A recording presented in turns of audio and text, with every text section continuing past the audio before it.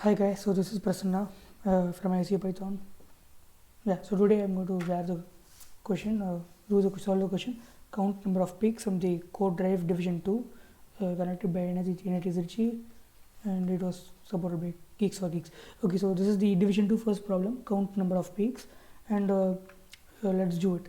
So if you have not watched my live stream, I stream like almost every day at this channel, live coding.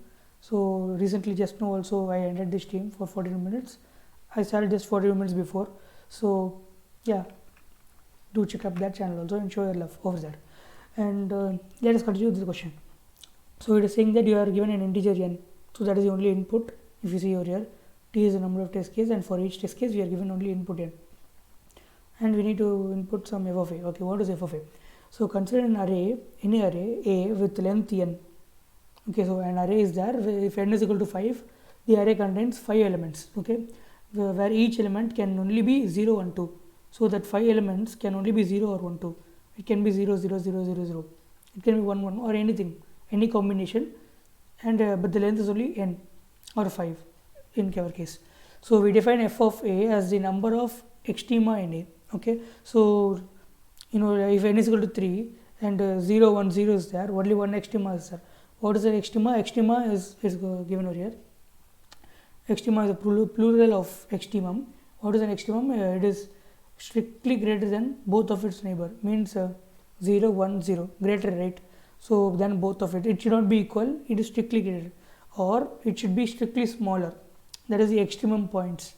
It can be 2, 0, 2 or 2, 1, 2. Something like that. You get it, right? So that is the extremum values. So we define f of a as the number of extrema in a in that array, and you need to find the sum of these f of a over all possible arrays. So if n is equal to 5, I can have multiple arrays, right? So 0, 0, 0, 0, 0 is one array, and that number of extrema is 0. And another example is 0, 0, 1, 0, 0. And that number of extrema is 1. So many arrays can be possible. We need to get all the array and then check the number of extremas and add up all the extrema and then print that value. So that is what is basically we need to do that, right? So totally first let's start. Okay, so the thing is that we need to find the number of samples, space, or how many arrays can be possible. So only 0, 1, 2 can be used and n number is there. So in each number value in n places we have 3 values. So 3 over here, 3 over here. This is a basic permutation combination. So it is 3 power n arrays are possible. And in that each array we need to find number of maxima, and then for every array we need to add the number of maxima we get into a summation value, and then we need to print it. So talk less, code more. Let us show the code. So this is actually the rough page that I tried. I tried for this is the thought process I had initially. N is equal to 5, the answer was given 270, the minimum conditions, and this is the maximum conditions.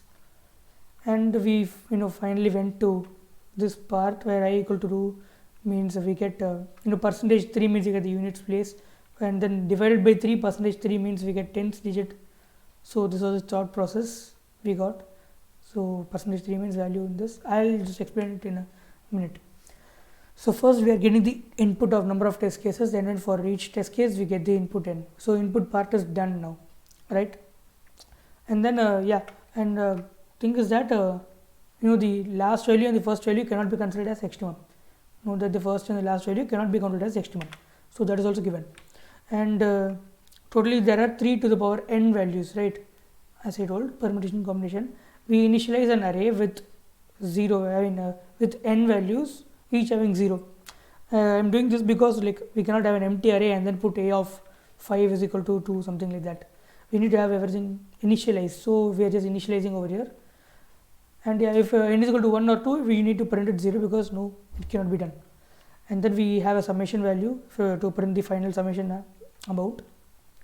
And then now we frame the n 3 power n arrays.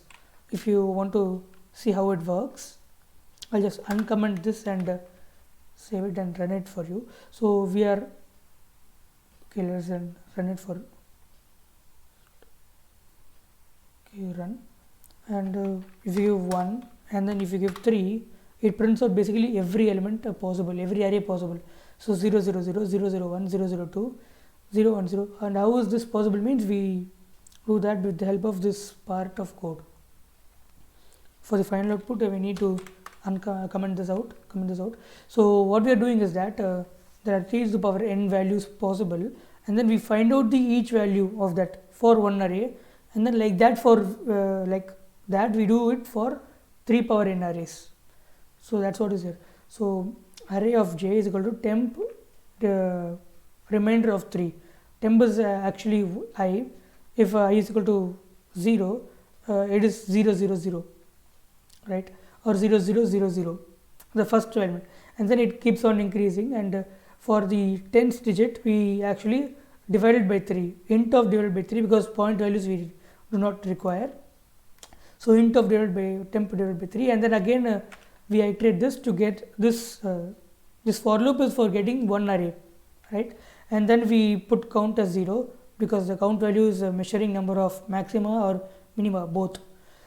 And then for each array, inside each array, we are checking for maxima and minima with the given condition. So this condition is there, which is basically given over here for finding it maxima or minimum.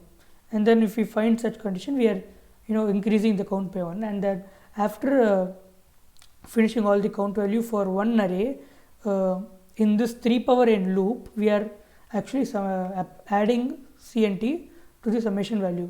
That is for this array, how much maximum minimum are there, and then we do this again and again and again. We find the summation value, and then at last we print the summation value. So this is the thing that we do for this question. It looks simple after seeing the code, but then trust me, it takes some time, at least for me, to do it. It took around 40 minutes for me, and yeah, that's it for this video, guys. Thank you.